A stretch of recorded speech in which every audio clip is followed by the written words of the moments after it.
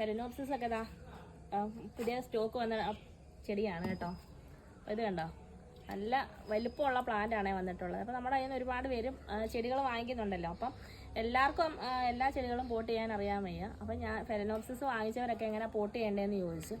അപ്പം ഞാൻ വിചാരിച്ചെങ്കിലും ഒരു ചെടിയൊന്ന് പോട്ട് ചെയ്ത് കാണിക്കാമെന്നേ. അപ്പം ഞാൻ ഈ ചെടി ഒന്ന് പോട്ട് ചെയ്തെടുക്കാമെന്ന് വിചാരിച്ചു കേട്ടോ. അപ്പോൾ നമ്മളിത് വന്നിരിക്കുന്നത് വേണ്ട ഇങ്ങനെയാണ് ഈ ചെടി വന്നിരിക്കുന്നത്. അപ്പം നമ്മളിത് ആദ്യമായിട്ട് നമ്മൾ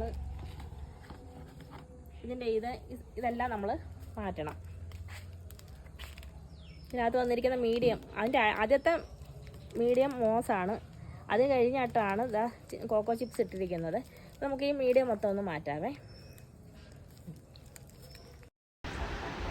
അപ്പോൾ ഇതാ നമ്മൾ ഫെലനോപ്സിസിൻ്റെ മീഡിയം ഫുള്ള് നമ്മൾ മാറ്റിയിട്ടുണ്ട്.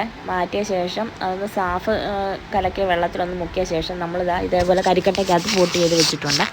അപ്പം കരിക്കട്ട നമ്മുടെ ചെടിയുടെ ഇലകളിലൊന്നും തട്ടാത്ത രീതിയിൽ വേരിൻ്റെ ഭാഗത്ത് മാത്രം ഇട്ട ശേഷമാണ് നമ്മൾ ഈ ചെടി പോട്ട് ചെയ്ത് വെച്ചിരിക്കുന്നത്.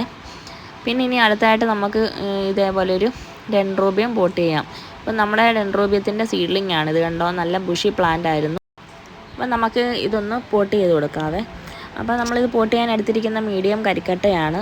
അപ്പോൾ എന്താ, ഞാൻ നേരത്തെ വള്ളത്തിൻ്റെ ഒരു ചട്ടി ഇവിടെ ഇരിപ്പുണ്ടായിരുന്നു. അപ്പോൾ ഞാൻ വിചാരിച്ചെങ്കിൽ അത് ഇതിനകത്തൊന്ന് പോട്ട് ചെയ്യാമെന്ന് വിചാരിച്ചിട്ട് നമ്മൾ പോട്ട് ചെയ്യാൻ പോവാണ്. അപ്പോൾ നമ്മൾ കരിക്കട്ട മീഡിയമായിട്ട് എടുത്തിട്ടാണ് ഈ ഒരു ചെടി പോട്ട് ചെയ്യുന്നത്. അപ്പോൾ ഒരുപാട് ആഴമില്ലാത്ത ഒരു ചട്ടിയാണ്. അപ്പോൾ അതുകൊണ്ട് തന്നെ നമുക്ക് ഈ ചെടി അതിനകത്ത് വെച്ച ശേഷം ഇതിൻ്റെ മീഡിയ അധികം കുത്തി നിറയ്ക്കാതെ നമുക്കിത് ഫില്ല് ചെയ്യാവേ. അപ്പോൾ നമ്മൾ ചെടി വെക്കുമ്പോൾ രണ്ട് സൈഡിൽ മാത്രമായിട്ട് കരിക്കട്ട ഇടാൻ ശ്രദ്ധിക്കണം. അപ്പോൾ ഇതിനെ വേര് മൂടി പോകാത്ത രീതിയിലായിരിക്കണം നമ്മൾ കരിക്കട്ട ഇടുന്നത്. അപ്പോൾ ഇങ്ങനെ ഒരു പോട്ടായതുകൊണ്ട് തന്നെ അപ്പോൾ നമുക്ക് രണ്ട് സൈഡിൽ കരിക്കട്ട ഇട്ട് കൊടുത്താൽ മതി. ഇപ്പോൾ വലിയ ചട്ടിയാണെന്നുണ്ടെങ്കിൽ 4 സൈഡിലും വരും. ഇപ്പോൾ ഇത് ഈ ഒരു ടൈപ്പ് വള്ളത്തിൻ്റെ ചട്ടി ആയതുകൊണ്ട് രണ്ട് സൈഡിൽ ഫില്ല് ചെയ്ത് കൊടുത്താൽ മതി. ഇപ്പോൾ നമ്മൾ എപ്പോഴും ശ്രദ്ധിക്കേണ്ടത് ചെടി അനങ്ങാത്ത രീതിയിലൊന്ന് നിൽക്കണം, അതാണ് നമ്മൾ ശ്രദ്ധിക്കേണ്ടത്. അല്ലാതെ അതിൻ്റെ വേരിലൊന്നും മീഡിയം കുത്തി നിറച്ചിട്ട് കഴിഞ്ഞാൽ ചെടി പെട്ടെന്ന് ചീത്തയായി പോകും.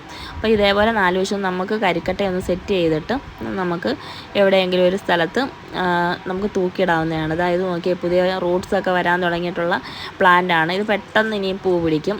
അപ്പോൾ അത് നമ്മൾ പോട്ട് ചെയ്തിട്ടുണ്ട്. ഇതാ കണ്ടോ, വള്ളത്തിൻ്റെ ചട്ടി നല്ല ഭംഗിയല്ലേ. വള്ളത്തിൻ്റെ ചട്ടിയിലൊക്കെ പൂ പിടിച്ച് നിൽക്കുന്ന കാണാൻ നല്ല ഭംഗിയാണ് കേട്ടോ. പക്ഷേ ഇതിനകത്ത് കോമ്പാക്റ്റ് ഒക്കെയാണ് ഈ ഒരു ചട്ടിക്കകത്ത് വെക്കാൻ നല്ലത്. അപ്പം ഞാൻ ഇതൊന്ന് പോട്ട് ചെയ്ത് നോക്കിയതാണ്. ഇതും നന്നായിട്ട് വളരുന്ന ചെടിയാണ്. അപ്പം നമുക്ക് ആ ഒരു ചെടി പോട്ട് ചെയ്ത് കഴിഞ്ഞിട്ടുണ്ട്. നമ്മുടെ ഫെലനോപ്സിസിൻ്റെ ഇത് ഞാൻ പോട്ട് ചെയ്തതല്ല, ചട്ടിക്കകത്ത് ഞാൻ വെറുതെ മാറ്റി വെച്ചിരിക്കുന്നതാണ്.